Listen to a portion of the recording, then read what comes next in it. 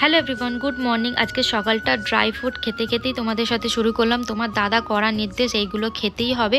তো যাই হোক, এইগুলো খেয়ে আমি ওকে জিজ্ঞেস করছিলাম কী আছে। তারপর এখানে বেলায় আমাদের ভাত বসে গেছে, আর রোদ্রের পরিমাণটা দেখো কি সাংঘাতিক। যাই হোক, এখানে বাবুকে একটু শাক সেদ্ধ ডক্টর খাওয়াতে বলেছে, তাই জন্য একটু শাক সেদ্ধ করে নিচ্ছি।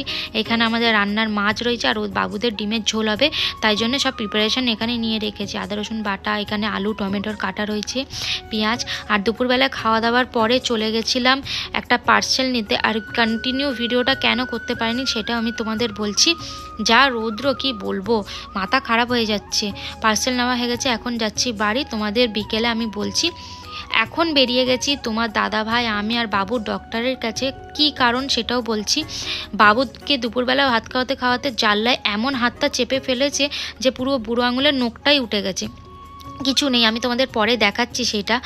এখন যাচ্ছি ডক্টরের কাছে, আর চলেও কাছাকাছি প্রায় চলে এসেছি চেম্বারে, সাপোর্টজি ক্লিনিকেই আমাদের।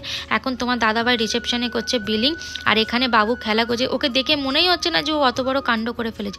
আর আমি যখনই এখানে আসি এই মানুষটাকে দেখে আমি ভয় পাবোই পাবো।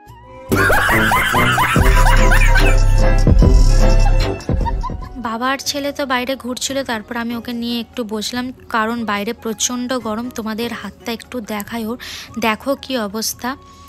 কি বলবো, মন মেজাজ তো একদম খারাপ, কিছু ভাল লাগছে না। এখন ভিডিও দিতে পারবো কি না সেটাও আমি বলতে পারছি না।